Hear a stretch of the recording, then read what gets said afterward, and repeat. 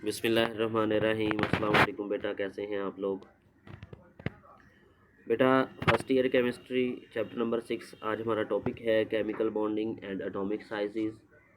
और इसके साथ बेटा हम पढ़ेंगे trends in the physical properties. हम स्टार्ट करते हैं केमिकल बॉन्ड से। बेटा आप लोग जानते हैं, ये 9th क्लास से आप लोग पढ़ रहे हैं कि जब दो एटम आपस में कंबाइन होते हैं, जब दो एटम आपस में जुड़ते हैं तो उनके दरमियान में जो फोर्सेस ऑफ अट्रैक्शन होती हैं, जो कशिश की फोर्सेस होती हैं, उनको हम कहते हैं केमिकल बॉन्ड। अब बेटा सवाल ये है कि एटम जो है वो आपस में बॉन्ड क्यों बनाते हैं? एटम क्यों एक दूसरे के साथ जुड़ जाते हैं और बॉन्ड बना लेते हैं? बेटे आप लोग जानते हैं कि दुनिया में हर चीज़ स्टेबल होना चाहती है। इसी तरह जो एटम है बेटा वो भी स्टेबिलिटी की तलाश में है। और उसको स्टेबिलिटी कैसे मिलेगी? जब उसकी इलेक्ट्रॉनिक कॉन्फ़िगरेशन स्टेबल होगी। और इलेक्ट्रॉनिक कॉन्फ़िगरेशन जो है बेटा वो स्टेबल कैसे होगी? जब एक एटम के वैलेंस शेल के अंदर मौजूद तमाम सब शेल्स कंप्लीटली फिल्ड हो जाएंगे। जब एक एटम के वैलेंस शेल में मौजूद तमाम सब शेल्स कंप्लीटली फिल्ड होंगे, तब हम कहेंगे कि एक एटम स्टेबल हो गया है। अब उसको मज़ीद इलेक्ट्रॉन किसी से ना लेने की ज़रूरत है और ना ही अब उसको इलेक्ट्रॉन किसी को देने की ज़रूरत है।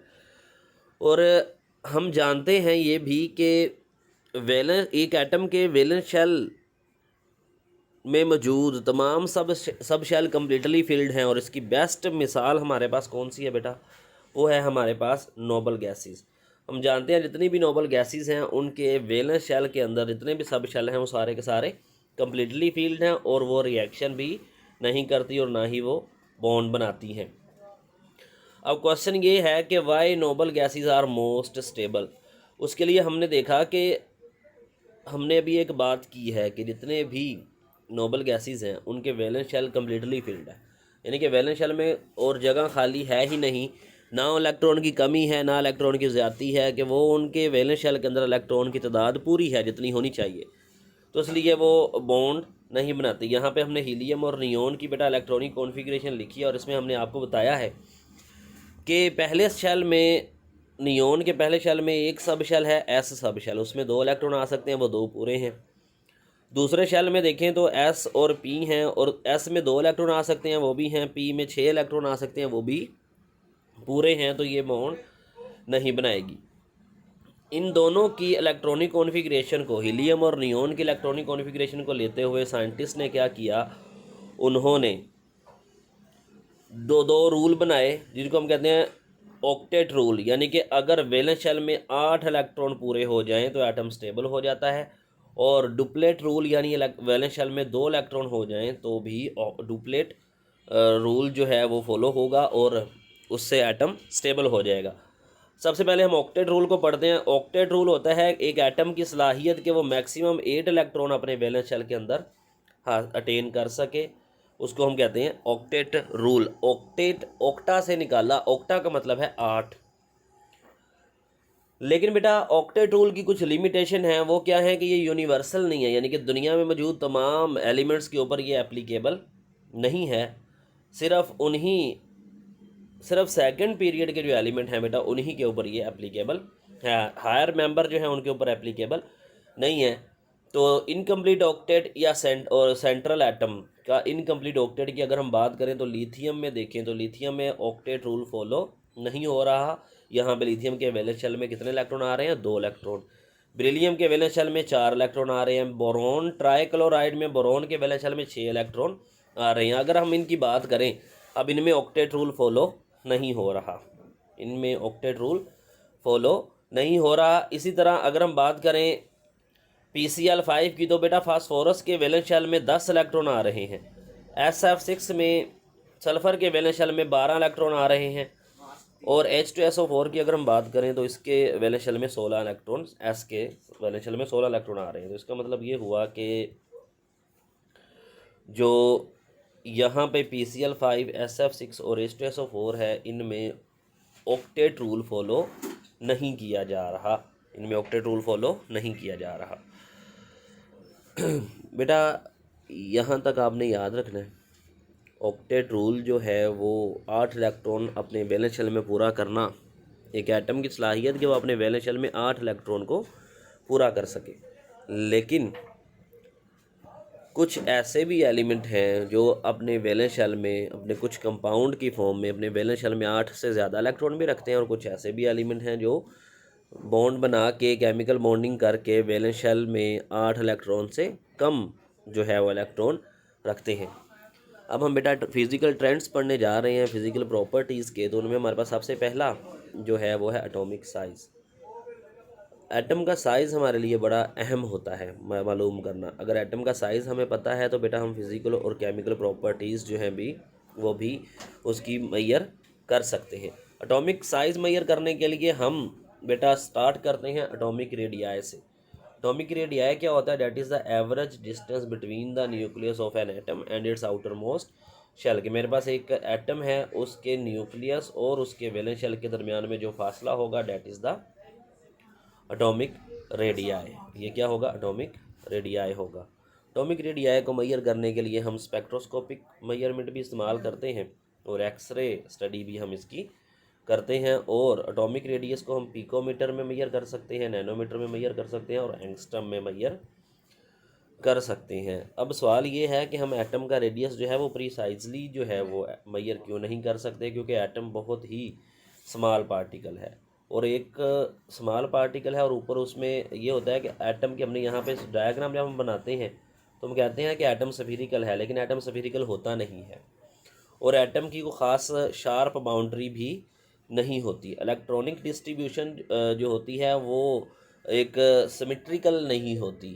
तो हमें एटम के आखिरी शेल तक, जो जिसको हम कहते हैं वैलेंस शेल, ड्रा करते हुए स्ट्रक्चर तो हम बना लेते हैं, लेकिन असल में एटम होता नहीं है। तो एक्सपेरिमेंटली जो है वो हमारे लिए उसका रेडियस फाइंड आउट करना मुश्किल हो जाता है।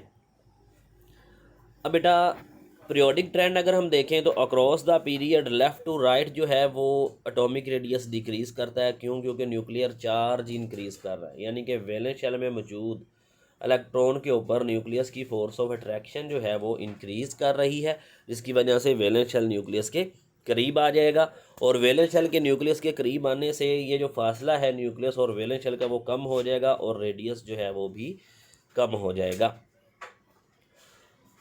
नेक्स्ट है बेटा शील्डिंग इफेक्ट। शील्डिंग इफेक्ट होता है कि एक एटम के न्यूक्लियस के इर्द गिर्द जो शेल्स हैं, उन शेल्स में मौजूद इलेक्ट्रॉन्स की वजह से, उनके आपस में रिपल्शन की वजह से न्यूक्लियस के और वैलेंस शेल के इलेक्ट्रॉन्स के दरमियान में मौजूद इन इलेक्ट्रॉन की वजह से, इनर शेल इलेक्ट्रॉन की वजह से न्यूक्लियस की अट्रैक्शन जो है वो वैलेंस शेल के इलेक्ट्रॉन के ऊपर कम हो जाती है, जिसकी वजह से वैलेंस शेल जो है वो थोड़ा सा न्यूक्लियस से दूर हो जाता है। इस reduction in the force of attraction between the nucleus and valence electron due to the presence of intervening electron. Intervening से मुराद जो इनर शेल में इलेक्ट्रॉन मौजूद हैं उनको हम कहते हैं शील्डिंग इफेक्ट। शील्डिंग इफेक्ट जो है फोर्स ऑफ अट्रैक्शन को कम कर देता है न्यूक्लियस और वैलेंस शेल में मौजूद इलेक्ट्रॉन्स की। पीरियड में ये कांस्टेंट रहता है, क्योंकि पीरियड के अंदर नंबर ऑफ शेल सेम रहते हैं। नंबर ऑफ शेल बढ़ेंगे तो इनर शेल इलेक्ट्रॉन बढ़ेंगे, अगर इनर शेल इलेक्ट्रॉन बढ़ते हैं तो फिर शील्डिंग इफेक्ट भी बढ़ेगा। लेकिन एक पीरियड के अंदर अगर हम देखें तो एक पीरियड में जो अक्रॉस द पीरियड अगर हम बात करें तो ये नंबर ऑफ शेल्स कांस्टेंट रहते हैं। नंबर ऑफ शेल सेम होने की वजह से number of intervening electron same रहते हैं, जिसकी वजह से शील्डिंग इफेक्ट भी सेम रहता है। डाउन द ग्रुप देखें तो ऊपर से top to bottom number of shells बढ़ रहे हैं। पहले पीरियड में एक शेल होगा, जो पहले पीरियड में एलिमेंट आएंगे, जो दूसरे पीरियड में एलिमेंट आएंगे उनमें 2 शेल होंगे, जो तीसरे पीरियड में आएंगे उनमें 3 शेल होंगे। 3 शेल, 4 शेल, 5 शेल, इस तरह शेल नंबर बढ़ने से शील्डिंग इफेक्ट भी बढ़ता है, क्योंकि इनर शेल की तादाद में इजाफा होता है और इस तरह इनर शेल इलेक्ट्रॉन भी बढ़ते हैं। ये 2 शॉर्ट क्वेश्चन हैं, ये मैं आपको होमवर्क में दे रहा हूँ, इनके शॉर्ट क्वेश्चन और आंसर आपने याद कर लेने हैं। नेक्स्ट है बेटा हमारे पास covalent radii. Covalent radii covalently bonding atoms के दरमियान, वो 2 एटम जिन्होंने जो सिमिलर हैं और आपस में कोवलेंट बॉन्ड बनाया हुआ है। तो वो कहता है covalent radii of an element is defined as half और single bond length between two similar atom. दो सिमिलर एटम यानी हाइड्रोजन और हाइड्रोजन आपस में जुड़े हुए हैं और उनके न्यूक्लियस के दरमियान में, दोनों के न्यूक्लियाई के दरमियान में जो टोटल डिस्टेंस है वो एटॉमिक साइज़ कहलाएगा, और उसका हाफ कर लें तो वो क्या हो जाएगा, वो एटॉमिक रेडियस हो जाएगा। अगर हम H2 की बात करें तो टोटल बॉन्ड लेंथ H2 की 75.4 पिकोमीटर है, और अगर हम इसको हाफ करें तो ये 37.7 पिकोमीटर आ जाती है। कोवलेंट बॉन्ड की कोवलेंट रेडियाई की डिटर्मिनेशन अगर हम करें यानी कि इसको मालूम करने की कोशिश करें तो बेटा इसके लिए हमारे पास वेरियस मेथड होते हैं। कोवलेंट रेडियस को हम निकालने के लिए जब एक एटम सिमिलर एटम से जुड़ा हुआ है तो हम उस पूरे मॉलिक्यूल का बेटा टोटल एटॉमिक साइज उसमें निकाल लेंगे, उन दोनों एटम के न्यूक्लियस के दरमियान में फासला कैलकुलेट कर लेंगे। लेकिन अगर हेट्रोएटॉमिक मॉलिक्यूल है यानी ऐसा मॉलिक्यूल जिसमें मुख्तलिफ एटम आपस में जुड़े हुए हैं, तो उनमें हम क्या करेंगे फिर सिमिलर वे में कार्बन और क्लोराइड का, जिस तरह हमने यहाँ पे मिसाल ली हुई है, कार्बन और क्लोराइड की जो बॉन्ड लेंथ होगी वो 176.7 पिकोमीटर होगी। तो क्लोरीन को हम हाफ ले लेंगे, इसमें से क्लोरीन का रेडियस जो है वो हम Cl2 से निकाल लेंगे और कार्बन का जो है वो रेडियस हम निकाल लेंगे, और दोनों को ऐड करके हम टोटल बॉन्ड लेंथ निकालेंगे और उसका हाफ कर देंगे, तो एटॉमिक रेडियाई कोवलेंट रेडियाई हमारे पास आ जाएगा। ठीक है। पीरियोडिक ट्रेंड जो है वो ये डिक्रीज करता है left to right in the period और इंक्रीज करता है टॉप टू बॉटम, यानी कोवलेंट रेडियाई के जो ट्रेंड है वो सिमिलर टू एटॉमिक रेडियाई ही है। नेक्स्ट है बेटा आयोनाइजेशन एनर्जी। आयोनाइजेशन एनर्जी जो है बेटा ये इसको हम डिफाइन करते हैं, the minimum amount of energy required to remove an electron from the valence shell of an isolated gaseous atom. कि हमारे पास एक आइसोलेटेड गैसियस एटम है, उसके वैलेंस शेल में से इलेक्ट्रॉन को हमने रिमूव करना है। उस इलेक्ट्रॉन को रिमूव करने के लिए हमें जितनी एनर्जी देनी पड़ेगी वो एनर्जी बेटा जो होगी वो आयोनाइजेशन एनर्जी होगी। कि एक एटम से आयन बनाना, आयोनाइजेशन, इस लफ्ज़ को समझे, एक एटम से आयन बनाना।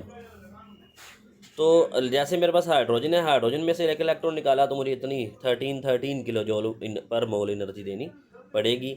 और अगर मैं लिथियम में से एक इलेक्ट्रॉन निकालता हूं तो 520 किलो जूल एनर्जी मुझे देनी पड़ेगी। और अगर मैं सोडियम से एक इलेक्ट्रॉन बाहर निकालता हूं तो मुझे 496 किलो जूल पर मोल एनर्जी जो है वो देनी पड़ेगी। इसके बाद बेटा वो कौन कौन से फैक्टर हैं जिनके ऊपर आयोनाइजेशन एनर्जी डिपेंड करती है, उनमें आ जाता है एटॉमिक रेडियाई। एटॉमिक रेडियाई अगर ज़्यादा होगा, यानी कि मैं आपके सामने एक एटम बना रहा हूँ, इसमें एटॉमिक रेडियस अगर ज़्यादा यानी कि न्यूक्लियस और वैलेंस शेल का फासला अगर ज़्यादा है, और एक ऐसा एटम बना रहा हूँ जिसमें न्यूक्लियस और वैलेंस शेल का फासला कम है, तो बेटा बात ये है कि अगर न्यूक्लियस और वैलेंस शेल का फासला ज़्यादा होगा तो वैलेंस शेल के अंदर मौजूद इलेक्ट्रॉन के ऊपर न्यूक्लियस की फोर्स ऑफ अट्रैक्शन कम होगी, जिसकी वजह से इसको यहाँ से बाहर निकालना आसान हो जाएगा। और अगर न्यूक्लियस और वैलेंस शेल के दरमियान में फासला कम है यानी एटॉमिक रेडियाई कम है, तो इस वैलेंस शेल में मौजूद इलेक्ट्रॉन के ऊपर न्यूक्लियस की फोर्स ऑफ अट्रैक्शन ज़्यादा होगी, और यहाँ से हमें इस इलेक्ट्रॉन को ज़्यादा एनर्जी देनी पड़ेगी ताकि वो इस फोर्स ऑफ अट्रैक्शन को तोड़े और यहाँ से बाहर चला जाए। तो एटॉमिक रेडियाई अगर ज़्यादा है तो आयोनाइजेशन एनर्जी कम होगी, और अगर एटॉमिक रेडियाई कम है तो आयोनाइजेशन एनर्जी ज़्यादा होगी। इसका मतलब एटॉमिक रेडियस और आयोनाइजेशन एनर्जी में उल्टा रिलेशनशिप है, यानी इन्वर्स रिलेशनशिप है। न्यूक्लियर चार्ज होता है force of attraction between the nucleus and the electrons. तो अगर फोर्स ऑफ अट्रैक्शन ज़्यादा होगी तो आयोनाइजेशन एनर्जी भी ज़्यादा होगी। शील्डिंग इफेक्ट होता है reduction in the force of attraction. तो शील्डिंग इफेक्ट अगर ज़्यादा है तो आयोनाइजेशन एनर्जी क्या होगी, कम होगी। नेक्स्ट है बेटा पेनिट्रेशन इफेक्ट, के वो कॉन्सेप्ट ऑफ ऑर्बिटल हम इसको कहते हैं, नेचर ऑफ ऑर्बिटल भी कहते हैं। कि नेचर ऑफ ऑर्बिटल से मुराद ये है कि वो इलेक्ट्रॉन जो हम रिमूव करने जा रहे हैं वो किस सब शेल के किस ऑर्बिटल में पाया जाता है। क्या वो एस सब शेल में है, क्या वो पी में है, क्या वो डी में है, या वो एफ में है। तो बेटा अगर वो एस सब शेल में है तो वो न्यूक्लियस के करीब होता है। आप लोग जानते हैं हर शेल जो है वो एस से स्टार्ट होता है, फिर पी सब शेल आता है, फिर डी आता है और फिर एफ आता है।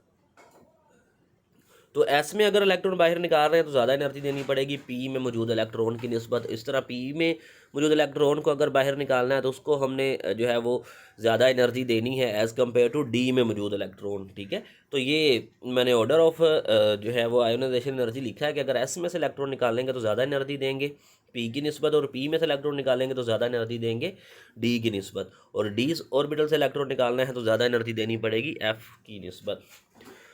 Variation of ionization energy in the periodic table. बेटा पीरियोडिक टेबल में लेफ़्ट टू राइट आपने याद रखना है, एक पीरियड के अंदर अगर हम लेफ़्ट टू राइट मूव करते हैं तो न्यूक्लियर चार्ज इंक्रीज़ करता है, यानी फोर्स ऑफ अट्रैक्शन जो न्यूक्लियस की और वैलेंस शेल के दरमियान में है वो इंक्रीज़ करती है, तो आयोनाइजेशन एनर्जी भी इंक्रीज़ करेगी।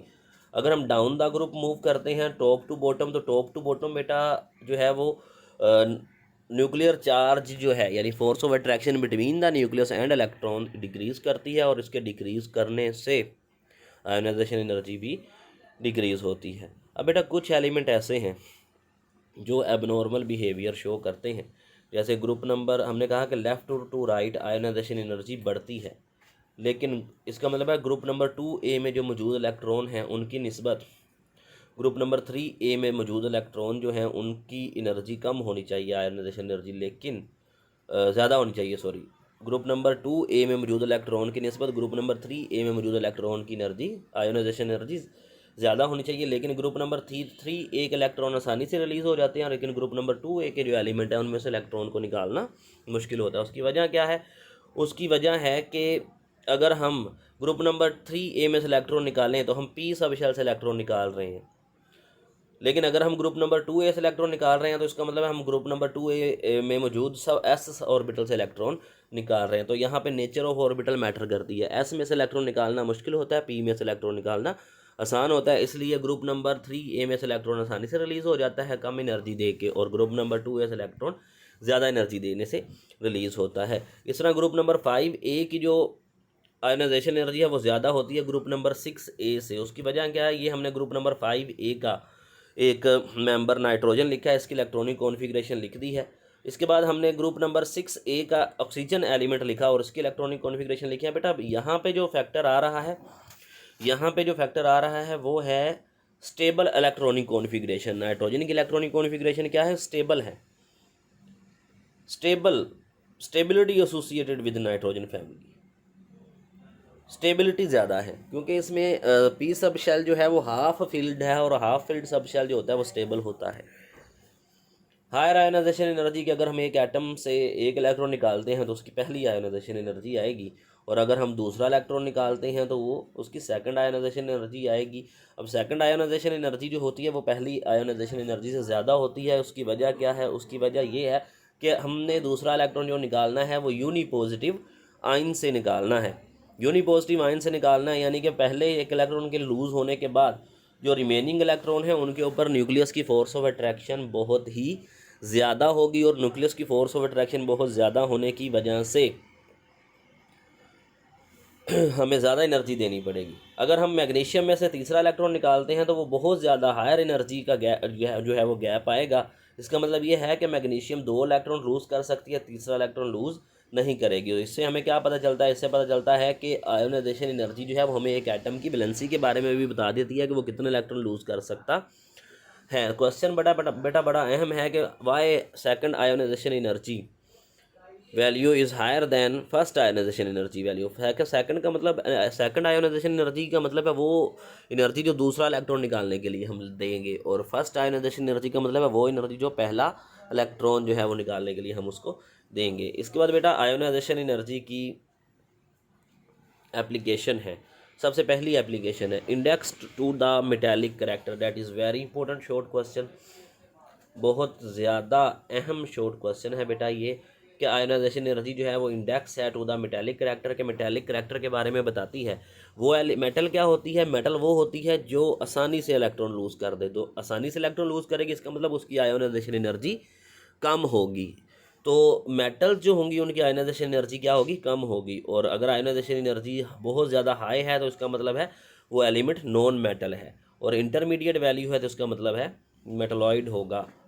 तो ये बेटा ionization energy and the valency of an element के आयोनाइजेशन एनर्जी हमें बता देती है कि एक एलिमेंट जो है वो कि उसकी वैलेंसी कितनी है। वो हमने अभी ऊपर मैग्नीशियम के केस में मैंने बताया कि मैग्नीशियम 2 इलेक्ट्रॉन लूज़ करेगा, तीसरा इलेक्ट्रॉन लूज़ नहीं करेगा, क्योंकि there is a large energy difference between second ionization energy and third ionization energy. तो यहाँ से हमें वैलेंसी का पता चल जाता है।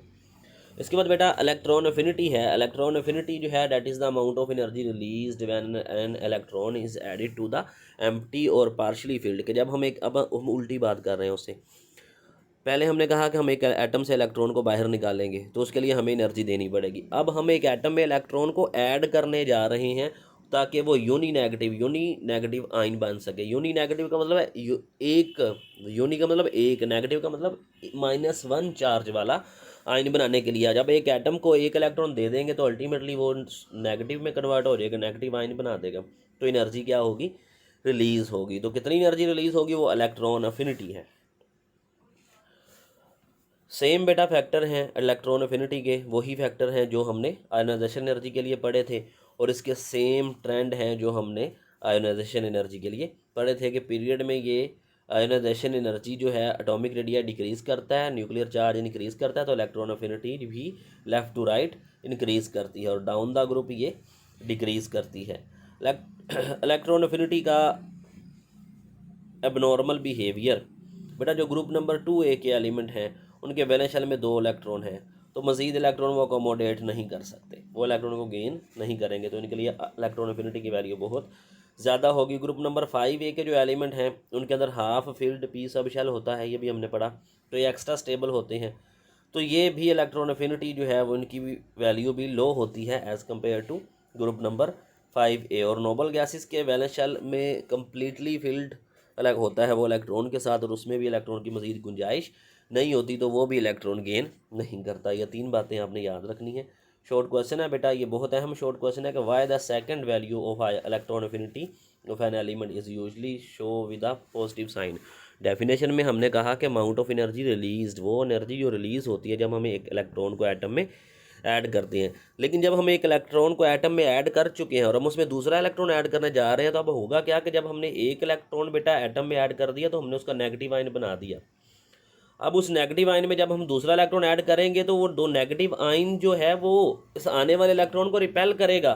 उस फोर्स ऑफ रिपल्शन को ख़त्म करने के लिए हमें इलेक्ट्रॉन को एनर्जी प्रोवाइड करनी पड़ेगी, तो ये एंडोथर्मिक प्रोसेस होगा, तो पॉजिटिव साइन से हम इसको शो करेंगे। ये बात आपने याद रखनी है, ये क्वेश्चन बहुत ज़्यादा अहम सवाल है, ये इसको आपने याद रखना है। That is very important short question. इसके बाद बेटा इलेक्ट्रोनेगेटिविटी आप लोग जानते हैं। इलेक्ट्रोनेगेटिविटी क्या है, that is the tendency of an atom to attract the shared pair of electron, कि जब एक एटम इलेक्ट्रॉन शेयर कर लेता है किसी भी दूसरे एटम के साथ, तो फिर वो उस इलेक्ट्रॉन के पेयर को, यानी इलेक्ट्रॉन को, उस जोड़े को, जो उन दोनों एटम ने अपना एक एक इलेक्ट्रॉन शेयर करके वो जोड़ा बनाया है, उसको शेयर्ड पेयर ऑफ इलेक्ट्रॉन कहते हैं, और उसको अपनी तरफ अट्रैक्ट करने की सलाहियत हर एटम की जो होगी उसको हम कहेंगे इलेक्ट्रोनेगेटिविटी। इलेक्ट्रोनेगेटिविटी बेटा जो होती है ना, अगर हम हाइड्रोजन के केस में बात करें तो हाइड्रोजन के केस में दोनों इलेक्ट्रॉन पेयर जो हाइड्रोजन ने के दोनों एटम ने एक दूसरे के साथ शेयर किए हैं, वो दोनों की तरफ इक्वली जो है वो अट्रैक्ट हो रहे हैं, क्योंकि दोनों एटम एक जैसे हैं। लेकिन अगर हम ये कहें कि हाइड्रोजन ने इलेक्ट्रॉन शेयर किया है फ्लोरीन के साथ, तो अब क्या होगा, अब अगर हाइड्रोजन ने इलेक्ट्रॉन फिर शेयर किया है फ्लोरीन के साथ, इसने अपना इलेक्ट्रॉन जो है वो शेयर करके बॉन्ड बना लिया, फ्लोरीन इन इलेक्ट्रॉन को ज़्यादा ताकत से अपनी तरफ खींचेगी, हाइड्रोजन इलेक्ट्रॉन को कम ताकत से अपनी तरफ खींचेगी, तो होगा क्या कि ये जो इलेक्ट्रॉन पेयर है बेटा ये फ्लोरीन के करीब चला जाएगा, जिससे फ्लोरीन के ऊपर पार्शियल नेगेटिव चार्ज आ जाएगा और हाइड्रोजन के ऊपर पार्शियल पॉजिटिव चार्ज आ जाएगा। तो हर एटम की इस शेयर्ड पेयर ऑफ इलेक्ट्रॉन को अपनी तरफ अट्रैक्ट करने की जो सलाहियत होगी वो इलेक्ट्रोनेगेटिविटी कहलाएगी। इसके बाद बेटा वेरिएशन है, इलेक्ट्रोनेगेटिविटी जो है वो लेफ़्ट टू राइट इंक्रीज़ करती है एक पीरियड में, क्योंकि एटॉमिक साइज़ डिक्रीज़ कर रहा है और शील्डिंग इफेक्ट तो कांस्टेंट ही है। डाउन द ग्रुप अगर हम बात करें तो ये डिक्रीज़ करती है इलेक्ट्रोनेगेटिविटी, क्योंकि एटॉमिक साइज़ ज़्यादा हो रहा है और शील्डिंग इफेक्ट भी ज़्यादा हो रहा है, और force of attraction nuclear charge जो है वो कम हो रहा है। एप्लीकेशन है बेटा इलेक्ट्रोनेगेटिविटी की, कि इलेक्ट्रोनेगेटिविटी की से हम फाइंड कर सकते हैं कि एक केमिकल बॉन्ड जो है वो पोलर है, वो नॉन पोलर है, वो आयनिक है, या वो कोवलेंट है नेचर में। तो इलेक्ट्रोनेगेटिविटी का डिफरेंस, दो एटम जिन्होंने आपस में बॉन्ड बनाया है, उन दोनों एटम की इलेक्ट्रोनेगेटिविटी का जो डिफरेंस है वो असल में हमें बताता है कि वो बॉन्ड कौन सा होगा। तो इलेक्ट्रोनेगेटिविटी का डिफरेंस अगर दोनों एटम का ज़ीरो है तो वो नॉन पोलर कोवलेंट बॉन्ड होगा, अगर वो डिफरेंट एलिमेंट के दरमियान में बना है तो वो पोलर कोवलेंट बॉन्ड होगा, और अगर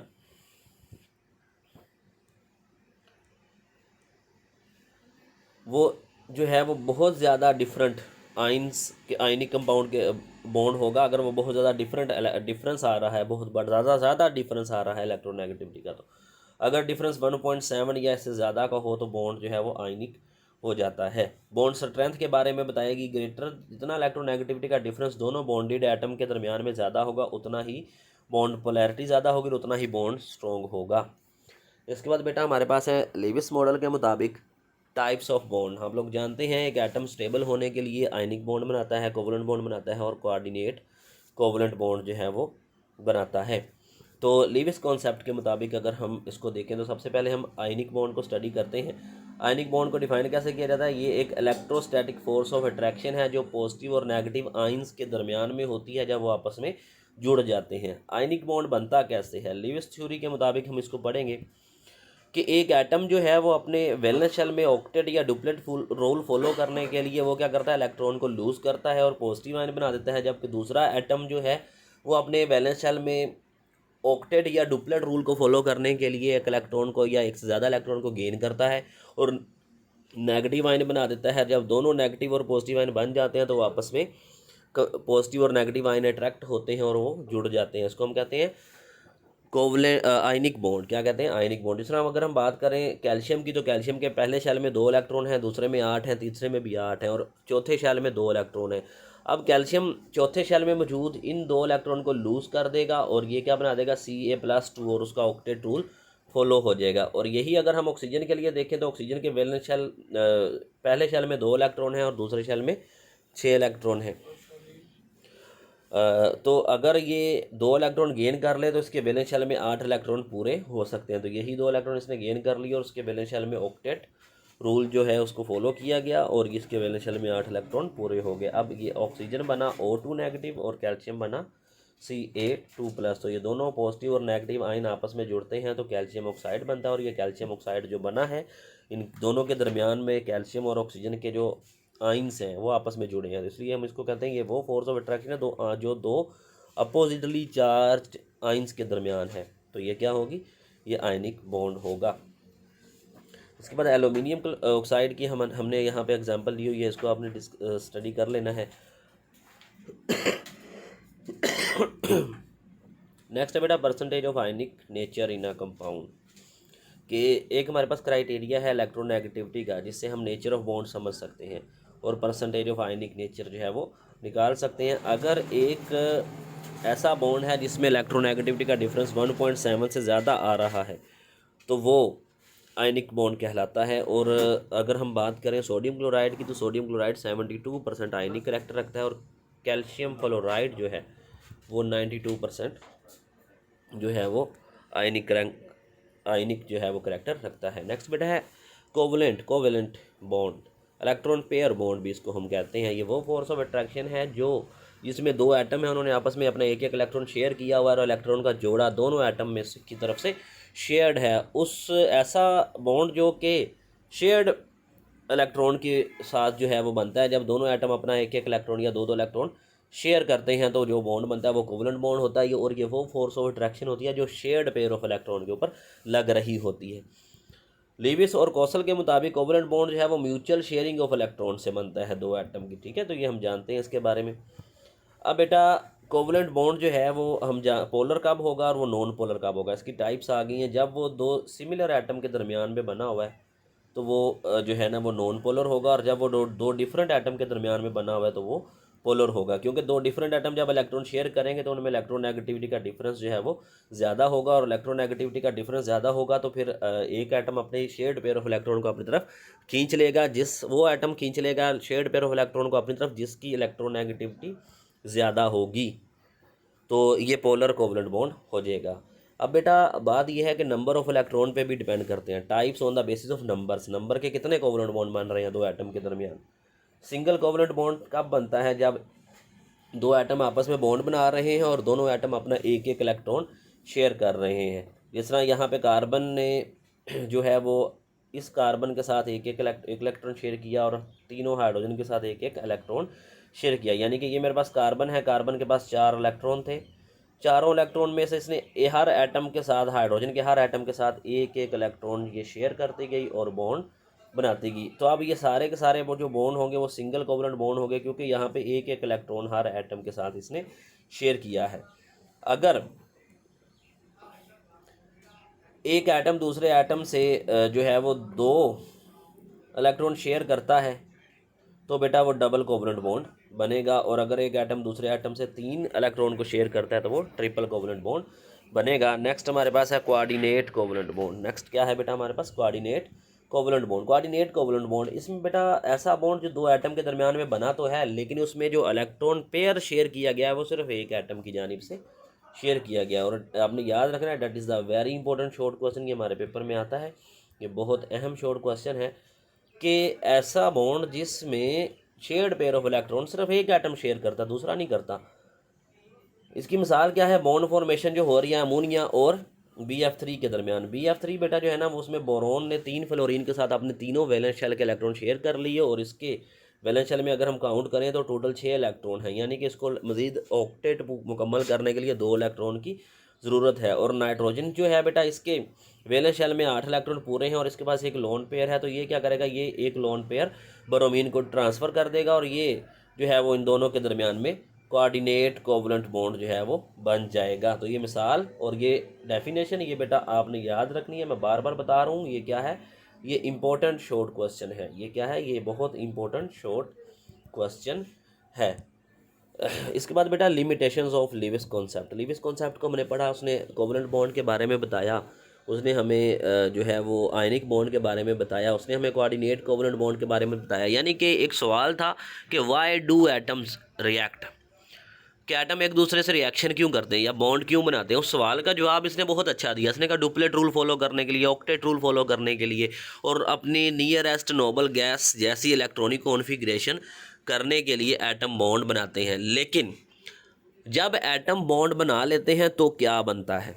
जो कंपाउंड बनेगा, जब 2 एटम आपस में बॉन्ड बना लेंगे तो उस कंपाउंड के मॉलिक्यूल की स्ट्रक्चर कैसी होगी, उसकी खुसूसियात कैसी होंगी, वो दिखने में कैसा है, उसकी क्या खासियतें हैं, इसके बारे में लीविस कॉन्सेप्ट में नहीं बताया गया। तो पहला पॉइंट ये है कि ये इलेक्ट्रॉन कैसे शेयर होते हैं ये तो बता दिया, लेकिन शेप्स और ज्योमेट्री मॉलिक्यूल्स की उसने हमें नहीं बताई। तो केमिस्ट्री के अंदर जो है वो हमने कहा कि अगर हमें एटम की प्रॉपर्टीज़ का पता है, फिजिकल और केमिकल प्रॉपर्टीज़, लेकिन जो नए सबस्टेंस बनते हैं जिन बाय द शेयरिंग और ऑफ इलेक्ट्रॉन या केमिकल बॉन्डिंग जब होती है 2 एटम के दरमियान, तो जो नया सबस्टेंस बनता है उसकी क्या फिजिकल और केमिकल प्रॉपर्टीज़ हैं वो हमें नहीं पता। और वो कैसे पता चलेंगी? अगर हमें शेप्स ऑफ मॉलिक्यूल पता होंगी। तो ये केमिस्ट्री के अंदर इसकी वाइड एक्सेप्टेंस फिर नहीं रही। तो वो कहता है नेसेसरी फीचर लिखें कोवलेंट बॉन्ड फॉर्मेशन के। तो नेसेसरी फीचर क्या है कि एक ट्रू मॉडल वही होगा जो ये बताएगा कि जब एटम बॉन्ड क्यों बनाते हैं और कैसे बॉन्ड बनाते हैं, और जब वो बॉन्ड बना लेते हैं तो जो मॉलिक्यूल बनता है उनकी शेप और ज्योमेट्री क्या होती है, बॉन्ड पोलैरिटी क्या होगी, बॉन्ड लेंथ क्या होगी, ये सारा जो जो ये सारी चीज़ें बताएगी बेटा वही एक ट्रू मॉडल होगा बॉन्ड फॉर्मेशन का। और ये मॉडल जो है वो कहता है this model should also make clear the unique behavioural features of molecule during chemical reaction. और इस मॉडल को अगर हम देखें तो वो एक अच्छा केमिकल रिएक्शंस के बारे में हमें ट्रू फीचर्स बता रहा हो कि कैसे मॉलिक्यूल बिहेव करेगा केमिकली, और स्पेक्ट्रोस्कोपिक टेक्निक से उस मॉडल की वेरिफिकेशन जो है वो हो सके। तो ये था बेटा चैप्टर नंबर 6 का पहला लेक्चर, जिसमें हमने बहुत से इंपॉर्टेंट पॉइंट्स और बहुत सारे शॉर्ट क्वेश्चन जो हैं वो डिस्कस किए हैं। तो आपने इसको याद कर लेना है, ठीक है। तो थैंक यू वेरी मच बेटे, अल्लाह हाफिज़।